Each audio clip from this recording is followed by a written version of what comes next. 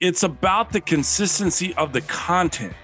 And if you continue to consistently put out that content, then the algorithm is going to put you in front. What's going on, everybody? It's Chris Naugle back at it with another episode of the Money School podcast. And today I've got a guest that his company matches his height. 6 feet, 10 inches. Folks, I'm 5'4". Can you imagine me standing next to Matt, our guest? It would be hilarious to see it. Not only that, he could probably pick me up with one hand like a javelin and throw me and set a world record. But anyway, folks, I want to introduce our guest today. It is Matt Palmquist from 610 Marketing, coming in from San Diego, where it's always sunny, except for this year. And I was trying to say always sunny, but it's not sunny there right now. So, Matt, what's happening? Oh, Chris, thank you so much for that great intro. That's probably one of the best I've heard. I've been a fan of the show for a while. I can't say enough about what you're doing and the space that you're in. And I'm just really, really excited to be here. Finally. You know, I've been trying to get on this show for months now. So, well, it's kind of funny. Off air, we were talking a little bit, and you're like, the show Real Estate Money School, because that's the old name of it. I mean, I don't even know how many episodes, a couple hundred and, a couple 100,000 downloads, at this point. So it's an old show. And we used to focus around, real estate and money, but we dropped the real estate from it. No pun intended with any of you real estate folks thinking that you're getting left out, but money is just way more fun than real estate. I'm sorry, but if you're in real estate, you're in real estate to make money. I just dropped the real estate part because I didn't like tenants, termites, or any of the other things that came along with real estate. But today, I don't really want to talk about so much money as a front line. I want to talk about some of the things that you do, Matt, with your company and how you actually help people make money. But really what I want to do is I want to take a trip back in time and talk a little bit about your background. So can you just tell everybody not how you became 6'10"? Most people can figure that out, but how did you get into this space and what you do today? It was by coincidence. I was working with it was back 2012, 2000. I mean, my degree is in marketing, but I pursued the coaching route, and I was working for the G League team for the Spurs based in Austin, and had a son that wanted to, he was in Houston living with his mom, and I wanted to be closer to him and not be such a part-time dad. So I used my network, and I got a job with a marketing agency in 2015 in Houston. And then I had my Jerry Maguire moment after a year, and I started 610 Marketing. I figured I took what I liked about working for a large agency, but I wanted to apply it to a boutique agency that, who we are now. And I haven't looked back. September 1 of 2016. September 1, 2016 is when I started 610 Marketing. That's interesting. So, yeah, 7 years now. Yeah, 7 years. So it's interesting. I know a lot of people in the space, the pandemic, at first hurt you guys, but then really helped you because everybody needed to lean on to this type of marketing to really get their businesses off the ground. I'm one of them. I mean, prior to the pandemic, the majority of what I did is just hopped around the country, speaking at different events. And that's how we did it, and then all of a sudden the pandemic hit. We were actually in Disney doing a seminar the day the president shut the country down. And wow. I'll never forget that. I said to everybody, grab the iPads, grab your phones, turn them on, go on to one of the social sites. We're going to start doing this virtually. And that's where we began, with the full virtual side of things. But, we worked with. It did shift. It went from that brick and mortar mentality of, okay, I've got a store, I've got a storefront, like I've got customers coming in. But when that pandemic hit and people weren't coming out of their houses and they still needed products or whatever, that mindset shifted because it's now I need a website that can function to where I can take orders and do that. And you're right. We were hurt the first couple of months, my agency, but then it was that shift happened and it was like, oh, I need to revamp. I need this, I need that. And so we blossomed during that time. That's great. But the other thing too that I kind of want to dive into, digital marketing and digital marketing agencies, they have a black eye in the industry. I mean, there's just a lot of bad ones out there that take people's money, take the big monthly retainers and don't produce results. I know this because I've paid many of them, but each one that I paid that failed us, I've learned something from, and then we just brought everything in-house. But one of the interesting things about you, what you do that I really like and respect is the PR aspect, the public relations aspect. And I don't think a lot of people fully understand PR and the impact it can have. I've hired many PR agencies. They've all been good in their different ways, but PR can really put somebody on the map, but it's got to be the right client. Like, I just want to talk a little bit about PR, how you find the right clients for your PR agency, because like you can get the wrong one and they can just burn a lot of time. Somebody's got to have a long-term time horizon, and they got to really understand that their brand is what PR is going to build, not their pocketbook.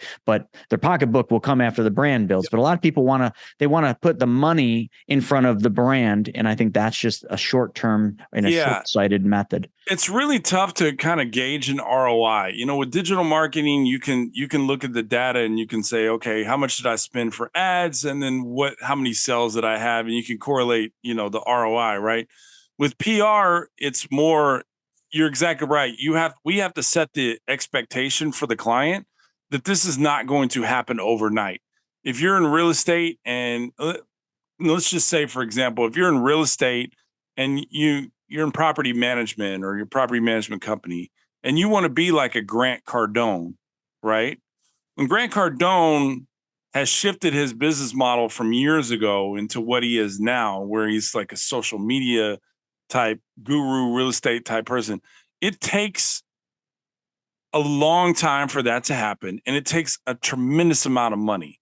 And when you try to set that expectation for that person, like, if we can make you Grant Cardone, but Grant Cardone spends, $250,000, $350,000, $400,000 a month in just paid ads alone to get you in the feed 3 times, a session, right? And so when companies hear that, it's like, oh no, I want to do it for like $900 a month, and you're just like, whatever, man, you're in the wrong space, right? And so it is a great field to be in. But it is setting that expectation for that client where, we can do it, but we have to take it off, and it's baby steps. We can put you anywhere. We have the ability to get people booked on podcasts or, into rooms that they normally wouldn't be able to get into, so they can press the palms and make those meetings happen. But we've gotten clients into Forbes, but it's just a matter of what is right for that particular client that we work with. And fortunately, we have the benefit of choosing who we want to work with. Yeah, so we can, nice. We've got that we've been doing it so long that we can kind of feel like, hey, we might not have the same synergy. So, this working with 610 Marketing might not be your best option, because peace of mind is priceless. So, I mean, there's a lot of people out there that are just getting started. They're just starting their businesses. They see the Grant Cardones, they see the Pinedas, the Bradleys, the people that have the big followings. Yep. I guess I would even lump myself in there with several 100,000 followers and subscribers on each. But yeah, definitely. A lot of people, when they see that, they want that, but they don't know the path to get that. And a lot of people think that they just hire someone like 610 and all of a sudden, boom, they're going to have hundreds of thousands of followers. They're going to be making millions of dollars a year. But the path is really freaking slow, and it's a pain in the ass, and it costs a lot of money, and you're going to lose in the beginning more than you make than while you're testing. And I think what would be, and I'm curious, like, I know the path I took, and I don't think it was the most efficient path to get where we are. I definitely burned a lot of money and probably a lot of gray hair getting here, doing it wrong. You got a great set of hair, Chris. What are you talking about? There's no gray hair. Look at that. Oh, there's a lot of gray hair. I assure you. Oh my God. You got better hair than I do, man. Oh, you saying I don't have any gray hair would be me saying, hey man, you look like you're 5'4". Uh, yeah. Anyway, I think the hat's covering a lot of it. If I take oh, the hat off you and you look start great, searching man. You for look gray, great. they were going to find a lot of them. But, for someone that's just getting started, it's tough. They want to do it.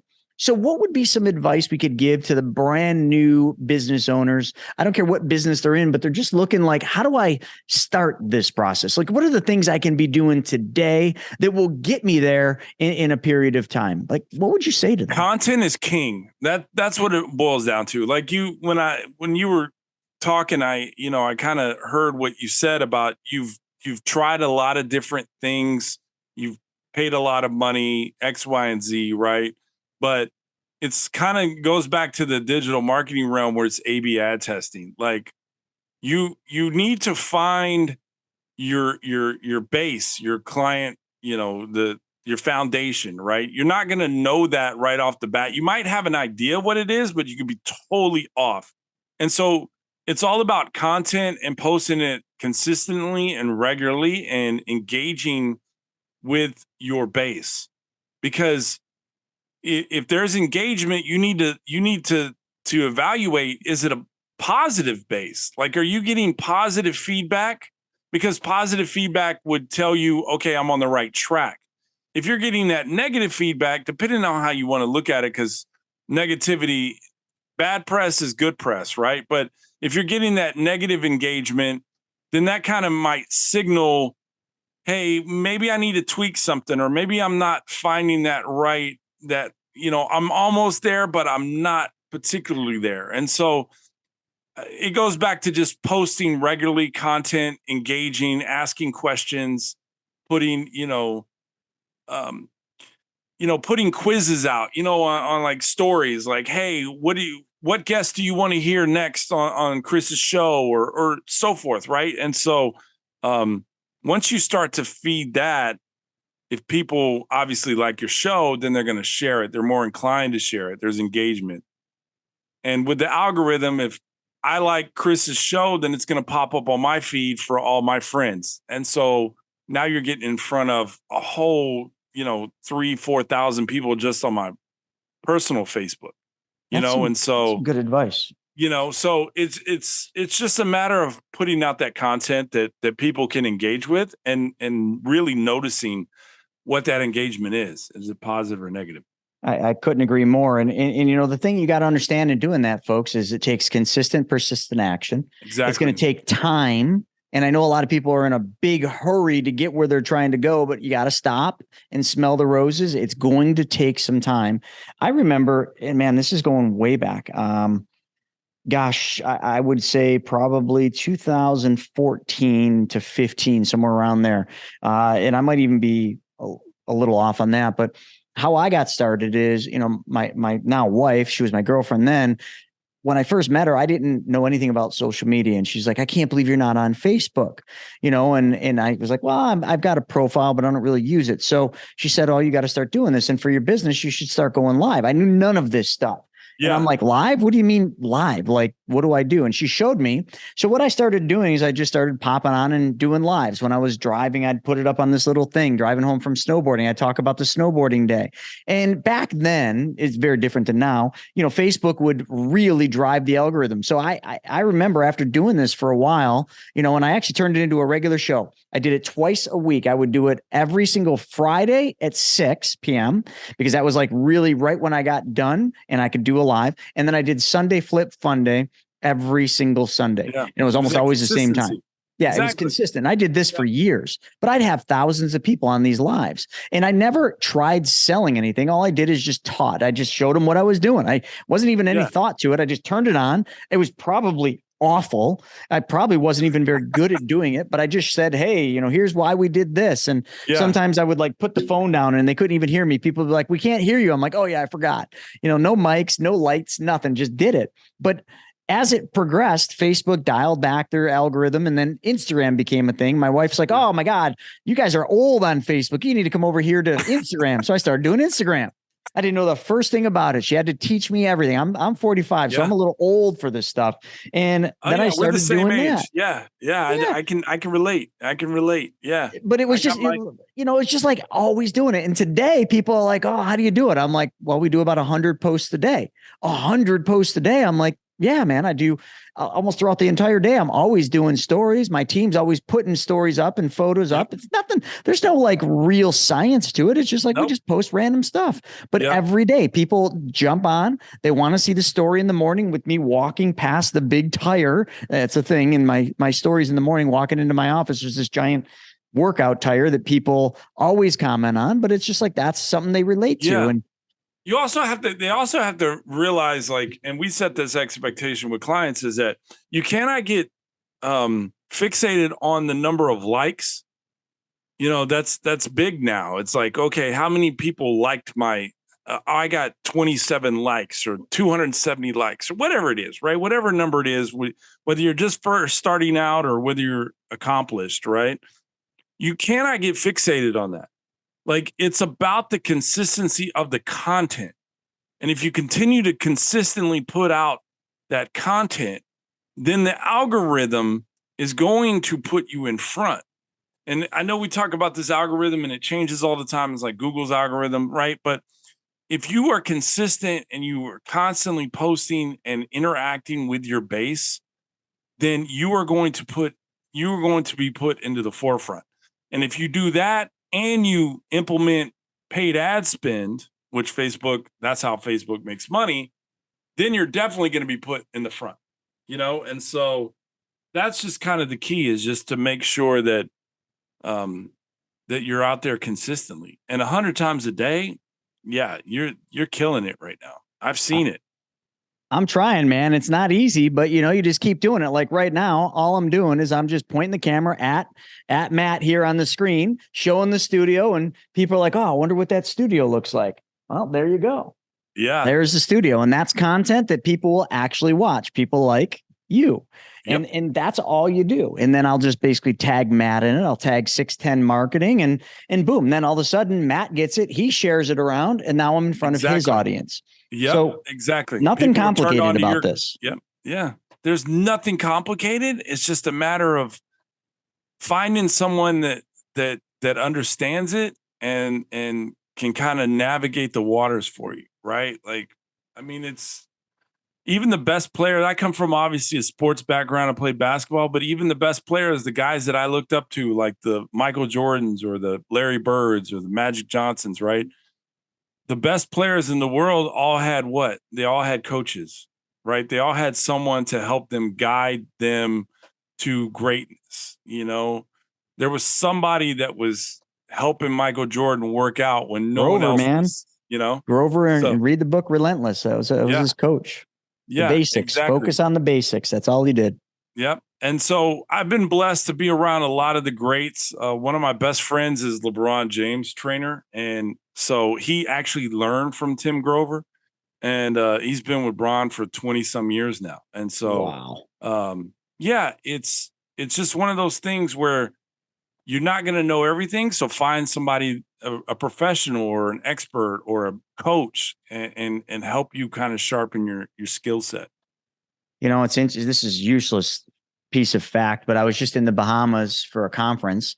So is that where the hat came from, Chris? Because that's an amazing hat. Totally where the hat came from. Yep. It was straight out of Bahamas. Brought it home with me. But we're sitting. I had this hat on. We're sitting in a cigar bar having a cigar, and someone's like, "Isn't that Michael Jordan?"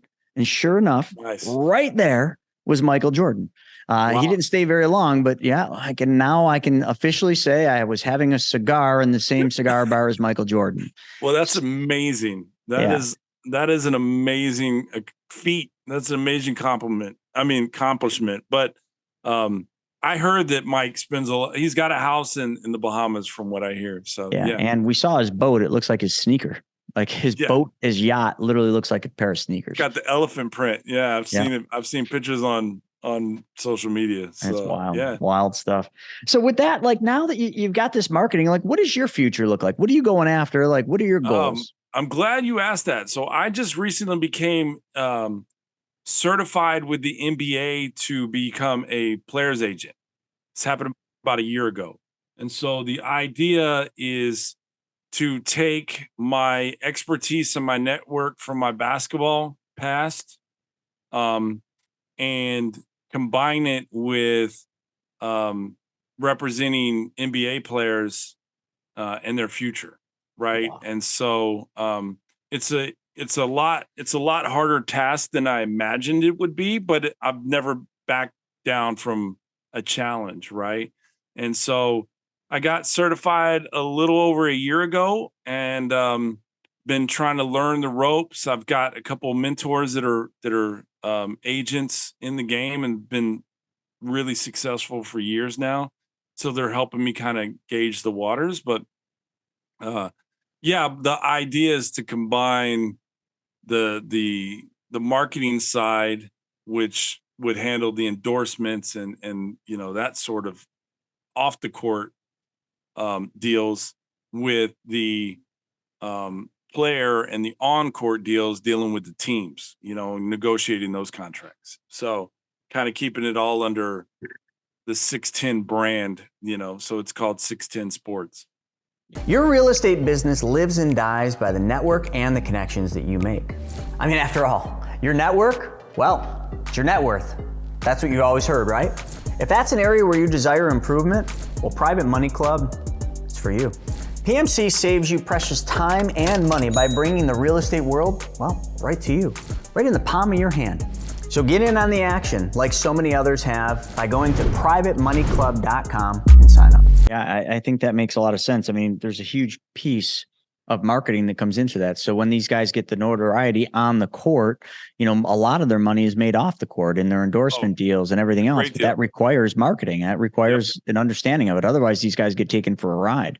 So, and it requires a great deal of PR and crisis management too. You'd never want to be the crisis management person or the publicist for, a tragic story, where it's like said athlete is, in a debacle. We've all heard them, right? The Michael Irvin stories or whatever. But you want to kind of stay away from that. But at that moment in time, said athlete is going to need some sort of crisis management, or PR. How do you wrangle in the story and kind of shine light on it, or whatever PR people do, right? So just winking because I'm not going to give away the 11 herbs and spices, but you definitely need somebody that's savvy enough to deal with media and to kind of cultivate the story and the angle that the athlete would need at that particular moment. So as you kind of venture into this new path, how long do you think it'll take before you're actually officially doing that and making that transition? And then how do you actually attract the talent? That would be, I guess, if I was thinking about it in an industry, it seems like there's a lot of big players. So how would you come in as the new person and actually get players that want to work under you? Yeah, so that's a great It's almost question. Like marketing 101 right here. It's marketing 101. It's marketing yourself now, and it's going back to, it's tapping into that, like I said before, tapping into that network. That, the basketball world is a small community, right? It is. And so just like the digital marketing space and the digital creators or what have you, it's just always a small world. And so tapping into that network and trying to identify the talent that said network might have relationships with. And so then it's me being a newbie, I can't compete with the CAAs or the Clutch Sports, the Rich Pauls, that sort of thing, who's a great guy, by the way. But they're already established, so why would they come with 610 Sports versus a CAA or whatever? And so it's a matter of making sure that I take care of those relationships and foster those relationships and nurture them, so then that way, when that person in my network vouches for me with the kid or with the parents, then it's coming from a place of respect and validity, and not just, hey, this guy's out here to make a buck off your son or daughter or whatever. I'm in a place where my name is everything, and so I'm just trying to do the best job that I can. Am I going to lose out on kids because they go to a better agency? Of course, but there's clients in my digital marketing company that went with 610 Marketing when we were a ground up boutique agency, and they could have gone with a larger agency, but they went with us because of who we are and what we stand for and our transparency. And I'm going to apply the same thing with the sports side as I did with the digital and PR side. Yeah, I think that, there's a lot that could be taken from that scene in Jerry Maguire, where I had that moment. Yeah. That moment. Yeah. That, like, I don't remember any of their names, but the one all-star like left Jerry and went over to that, we'll call that the big firm. Yeah. And then, when he's watching Jerry interact with his player, and they had a bond, a relationship, you could tell it was tighter. He's like, how come we don't have that relationship? And they went to give him a hug. He's like, get away from me. Yep. It's just like at that point, the moment's gone. But, I think like there's a lot to be said about the smaller agencies in any realm, whether it's a marketing agency or, a sports agency, there's that personal touch as you get bigger and bigger and, you get the bigger name, attract the bigger players, and you start building, you do lose some of that touch because there's only so much time and you can't make any more of it. Yeah. And when I do become bigger and bigger, I will always be available for your show because you had me on when no one else would. Right. So I would love to come back when I'm that, whatever. That's a dad joke, but yeah, you're right. You will. It's unfortunate, but that piece, that innocence, so to speak, will kind of it'll go away, and I guess the one thing that I need to realize is to protect that and try to value that as much as possible to where I can hold on to that as much, that innocence, so to speak, as much as possible, but I can relate. I'm sure when you've got, when you're the head of not the snake, but when you're the head of the corporation and you've got so many people under you, yeah, you kind of lose touch with what's really going on. So now the problem is, how do you maintain those relationships with all your clients or all your athletes or, whatever. So I think a lot of that, like in a whole different realm, there's an element of that in PR as well. Like if and you I was going to ask, how do you do it? Because your agency is a lot larger than mine. It is. We're a boutique firm. So how do you do it? How did you maintain that innocence? I remember, back, it doesn't seem like it was all that long ago. I would take all the calls. I had the personal relationships with each and every single client. I had hundreds of clients, but I could still maintain that personal relationship. But when you get into the thousands of clients, all of a sudden you start building a team underneath you. What you got to start focusing on is how do you take what your passion is and spread that? And how I did it is through culture. I created a culture that was relentless when it came to what our mission was and what we did and what we stood for. And when I got that instilled in all the people underneath me, then I had a nice, easy path because they were each fighting sometimes just as much, if not harder than I was to serve the client's needs and goals. And I always tell people, you want to become incredibly wealthy and successful in any organization, just focus on solving more people's problems. And if you want to make more money, solve bigger problems. Like the problem with every business is when the business owner or the founder starts to focus on their own problems. And then they start focusing on me. How do I make more? How do I have more? How do I get the bigger car? And the focus comes away from the clients and your team. And I've just never had that. I've never focused on just what I want and what I have. I've always focused on my team. I always set goals. My team, you're going to make this much a year. And when they did, we upped that bar and they were always happy for that. And I would help them do that. But it was really culture. And the other thing too, that we've done a really good job of is from a recruiting standpoint, as we add people, we're very slow to hire, maybe even too slow. But in doing that, we always hire from within clients that understand our message and what it is that we do. And once we've got a client that we've solved a problem for, bringing them up into the team is a much easier path because they've already solved the problem with what we do. So I don't know if there's a secret sauce. I think it's really just staying focused on whose problem you're really in business to solve and never, ever forgetting that. I have the funny story. I have that framed on my wall right now in my office. It says, how do I solve a problem for someone today?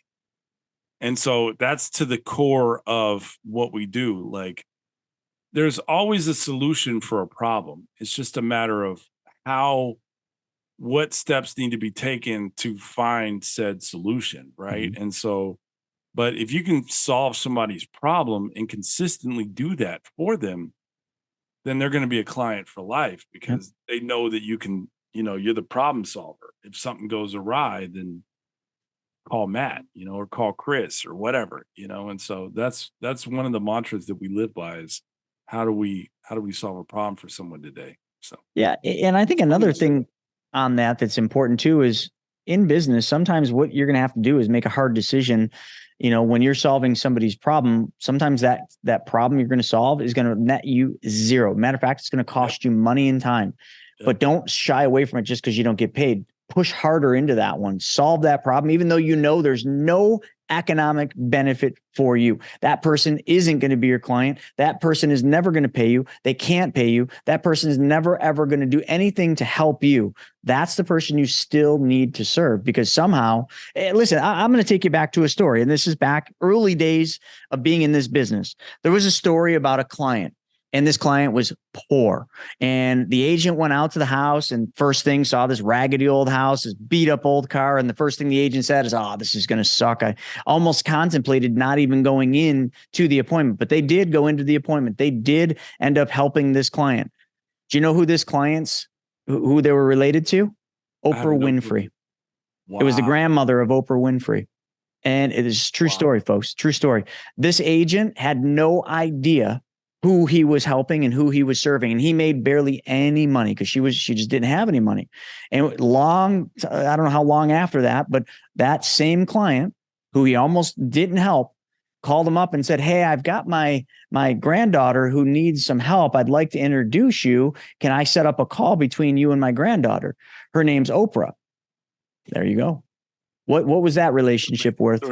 He might have made $50 for going out there. It probably cost him more in gas to go out and see that old woman. But that old woman respected his time and he went there and solved the problem. And then that became that client. And that's a true story. Right. Yeah, you're exactly right. Now, have we helped Oprah? No, but we have similar where we've helped people and it's a referral, like, same type of instance and they've led us to a paying client, which was fantastic. And it goes back to the sports side because I've nurtured and fostered those relationships in the sports world, and they can vouch for me, and they have no equivocal doubt that they would vouch for me. It's the same thing. And now that I'm sitting in living rooms with players that, going to college and could potentially be, first, second round draft picks in a couple of years. And so it's one of those, you treat people right and you solve problems, good things are going to happen for you regardless, Man, I think another problem a lot of people that are maybe just coming into the business make is when they're out there seeking a client, they always go after the ones that look like they have money, the ones that drive the fancy cars, wear the fancy clothes, the fancy watch, fancy shoes. That's who they think they need to go after to get, bigger clients. But actually, if you really study wealthy people, they never look like they're wealthy. Like I know billionaires that if you saw them, you would be like, they don't even have a pot to piss in. Well, you just heard that story about that grandmother of Oprah Winfrey. Why did she live in a shack, drive a beat up old car? The same reason my mother still lives in the same house I grew up in, a 700 square foot, 2-bedroom, 1-bath house, and just drives a mediocre car. Some people are not like you. And a lot of people are not like you. They don't need fancy things. You don't know that woman didn't have $10 million sitting in accounts, but she just didn't look like she had money. But that's just not her. She's happy the way she's living. 100%. Yeah, exactly. Yeah. She's content. And some people don't need shiny objects to be happy. They don't identify happiness with luxury items or, whatever. And so I totally get that. It's so true. I see that as well, and it just, you can never, it goes back to that story, you can never judge a book by its cover because you just don't know. Absolutely. You just don't know. I think that can all be tied back to marketing and PR too, folks. With looking at 610 marketing and Matt and what he does, a lot of times, people come into the marketing realm and they're looking for the shiny object. They're looking for that. Sometimes exactly the opposite of what you're looking for. You're looking for somebody that's going to show you the path through consistent and persistent action. You might not get the big rewards and the big returns right out of the box, but you're going to win the race. It's the tortoise and the hare, folks. Yeah. We what's funny is we we lost out on a pitch a couple of years ago to a larger agency in Houston, and they've got a great website. I'm not saying that our website is trash, but they've got, you look on their website, they've got 30 people, on staff, and you got this, and you got the shiny object, right? Their agency. And what I see when it comes to that is overhead. So yeah, you've got this large agency, and we lost out to this, lost out on this client. But because of that overhead, that client was looking for that personal attention, which was shown to them in the initial meeting in the pitch, because everybody gets attention in the pitch, right?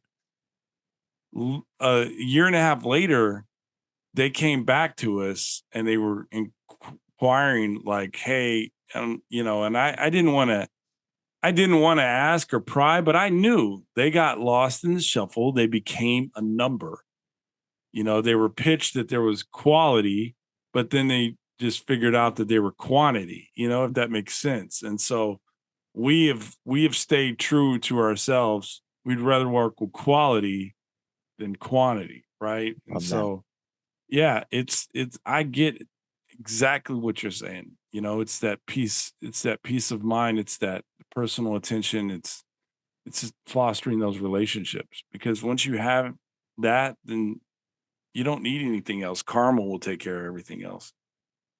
That's just my personal philosophy. No, it's a good philosophy. It really is. And, folks, I know this is a bit out of the norm for what you'd normally find on the podcast, but it's really not out of the norm. It's exactly the path that I've taken to get where I'm at. So folks, you just got to find somebody that's going to, work for what you're trying to do, and understand that, you might not like what they tell you.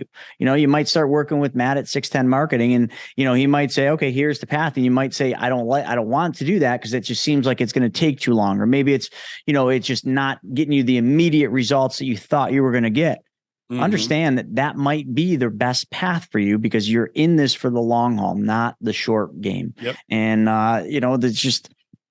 there's so many examples, but just get a hold of Matt and see if he will work for what you're trying to do. Matt, how would they go about finding you? You can go to 610marketing.com, and you can fill out the contact form. You can find us on Google, 610 Marketing and PR. We're based out of Houston. You can call us at 631-431-0436, or reach out to us on social media. You can find us on Facebook, Instagram, LinkedIn. Just drop us a message, and we'd love to chit chat. I mean, maybe there's a problem that we can help solve, and it might not cost you anything, but except time. I would love to, every consultation is free. So just reach out to us, and, again, we'd love to work with anybody. Love it, man. As we wrap this episode, I wish you the best of luck with your new venture going into the big leagues, I guess is what you'd call it, because that's the only thing I can think of for that. But just keep doing what you do, and stay short, man. Stay short. Well, stay cool, Chris, because I can't compete with that hat, man. You're definitely one of the coolest guys that I've had the time to talk to and kind of collaborate with, and I wish you all the success. I think what you're doing is amazing. Keep pushing out that content consistently, which you obviously do, but I wish you everything. I wish you all the blessings in the world. I appreciate that, man. Well, folks, all of you that are listening, check out Matt, check out 610 Marketing. We'll put the link in the description so you can go to his website, set up a free consultation, and just see how he can help get you where you want to be, folks. So with this all being said, it's great. You just learned a couple things. We took you down some stories, some paths, but don't just take the knowledge and just leave it at that. Take that knowledge and actually apply it, because application of knowledge is the only thing that matters. So there's going to be a lot of you that are like, oh, wow, I got to do that. So go do it right now. As soon as this podcast is done, go do a live, do a story, but then do one every single day, the same time. And then come up with your own show, come up with a title of what you're going to call it, and do that title and that show every day. Then add another one and another. Folks, it's consistent, persistent action. Then once you kind of got in the groove, get a hold of Matt. He'll put some marketing behind you. He'll give you a strategy. He'll put some PR behind that. And now all of a sudden you're on your way. You see how simple that is, folks? It starts with first taking action. And that's all you need to do. So folks, thanks for joining us for this episode. We will see you next time.